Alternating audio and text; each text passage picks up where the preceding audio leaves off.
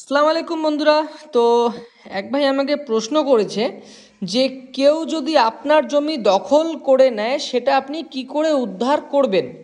তো এটার উপর হবে আজকের আমাদের আলোচনা। আমি রুবেল আলম প্রধান টেকল্যান্ডের পক্ষ থেকে আপনাদের সামনে একটা নতুন আলোচনা নিয়ে। তো আমাদের উত্তরটা হলো 60টি পদক্ষেপ নিলে জমিটা আপনি উদ্ধার করতে পারবেন।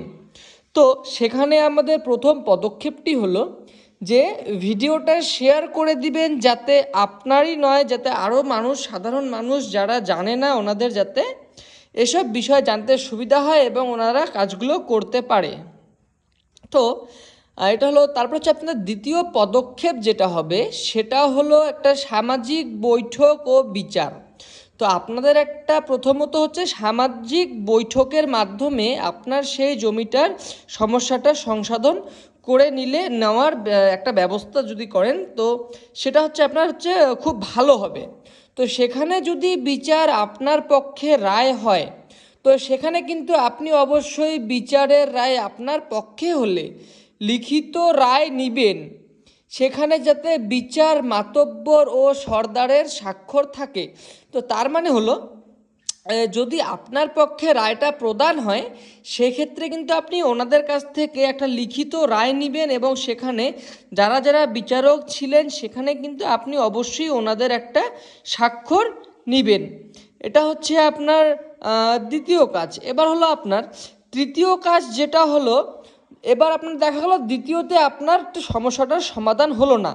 তো এখানে আপনি তৃতীয় ধাপটা ব্যবহার করতে পারবেন, যেটা হলো থানায় বিচার মামলা নয় আপোষ বৈঠক।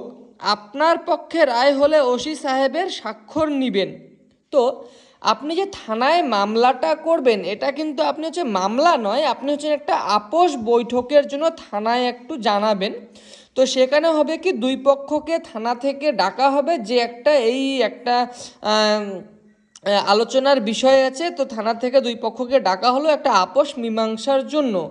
তো সেখানেও যদি হচ্ছে আপনার পক্ষে রায় হয় তো সেখানে কিন্তু ওসি সাহেবের স্বাক্ষর নেবেন এবং সেখানে যারা যারা উপস্থিত থাকবেন ওনাদের কাছ থেকে হচ্ছে আপনার সেই রায়ের যে একটা ওনারা যেটাকে ওয়ার্ডার শিট বলা হয়, ফাইনাল ওয়ার্ডার শিট যেটা হচ্ছে ডিগ্রি বলে, সেখানে আপনারা একটা স্বাক্ষর নেবেন ওনাদের।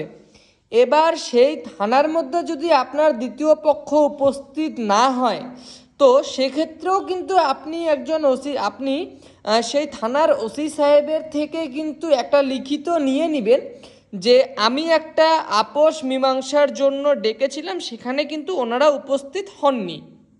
তো এটা হচ্ছে আপনাদের পরবর্তী সময়ে কিন্তু এটা আপনাদের কাজে লাগবে। সেই ওনারা যদি উপস্থিত না হন, সেটা যদি ওসি সাহেব আপনাদের লিখিত দেন, সেটাও কিন্তু আপনাদের একটা কাজে লাগবে।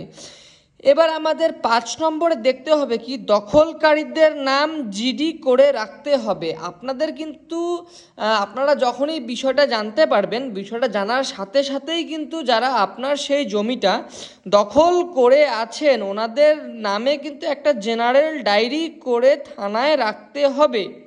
এবার দেখা গেল আপনার 4 নাম্বার উপায়টাতেও আপনার কোনো কাজ হচ্ছে না, সেক্ষেত্রে কিন্তু আপনি জিডি করেও রাখতে পারেন। এবার আপনার 6 নম্বরে যে কাজটা করতে হবে সেটা হলো নিজের জমি থেকে নিজের জমি থেকে সরে যেতে বলুন। মানে ওনাদেরকে হচ্ছে আপনার সেই জমিতে গিয়ে ওনাদের বলুন আপনারা আমার জমি থেকে সরে যান।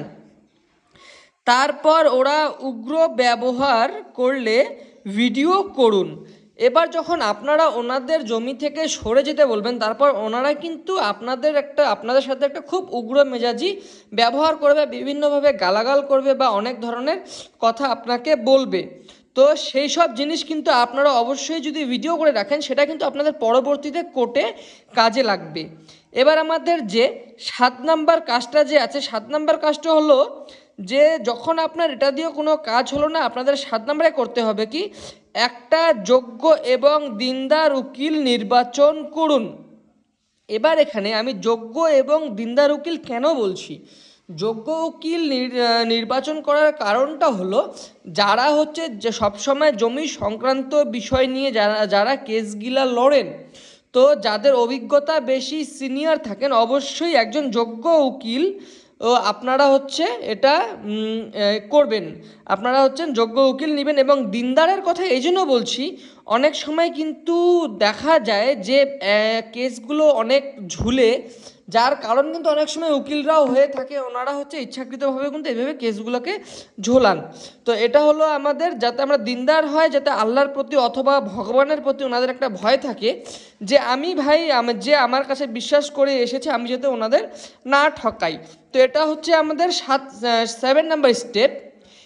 এরপর হচ্ছে আমাদের যেটা 8 নম্বরে, যেটা আমাদের অনুযায়ী মামলা 441 ধারা অনুযায়ী আপনারা মামলা করেন।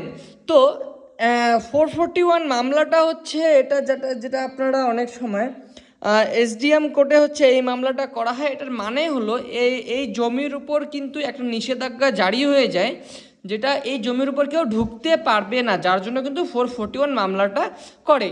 তো সেখানে যদি আপনি আপনার সম্পূর্ণ যে কাগজ আছে, আপনার হচ্ছে আপনার দলিল, তো আপনার দলিল, আপনার হচ্ছে খতিয়ান, আপনার এই খতিয়ানের হচ্ছে যে আপনার মাঠ পর্চা খতিয়ান, আপনার হচ্ছে সেটাকে বলা হয় পর্চা খতিয়ান, পর্চা খতিয়ান।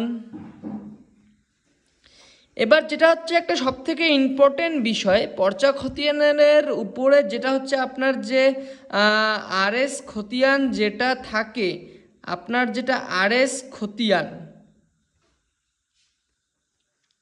আপনার দলিল খতিয়ান, পর্চা এলার খতিয়ান, পর্চা খতিয়ান, আরএস খতিয়ান, এত দূর পর্যন্ত যদি আপনি সম্পূর্ণ মিল দেখাতে পারেন, এবং সেক্ষেত্রেও কিন্তু ওনারা আপনার যে দ্বিতীয় পক্ষ অপোজিট পার্টি আছে, তো হচ্ছে যদি ওনারা কোনো কাগজ দেখাতে না পারেন, সেক্ষেত্রেও কিন্তু আপনি আপনার পক্ষে সেই জমিটা আপনার রায় করে নিতে পারেন। এবার সেখানে যদি আপনার দ্বিতীয় পক্ষ কিছু না কিছু একটা দেখায়, তো সেক্ষেত্রে কিন্তু সেটা 144 ধারার উপর কোনো রায় প্রদান হয় না, সেটা হচ্ছে এসডিএম কোর্ট থেকে আপনার হচ্ছে আপনার যে উঁচু লেভেলের যে কোর্ট আছে, সিভিল কোর্ট, সেখানে কিন্তু এইসব কেসগুলো অনেক সময় নিয়ে যেতে হতে পারে। তো আশা করি আপনারা বুঝতেই পারলেন আপনার সেই প্রশ্নের উত্তর, কেউ আপনার জমি দখল করে নিলে কিভাবে উদ্ধার করবেন। তো আপনারা সকলেই ভালো থাকবেন, আল্লাহ হাফেজ। আপনাদের যদি এই বিষয়ে কোনো প্রশ্ন থাকে, আমাকে কমেন্ট বক্সে জিজ্ঞেস করে আপনারা এই বিষয় নিয়ে আরও জানার থাকলে জানতে পারেন। ভালো থাকবেন, দোয়া রাখবেন।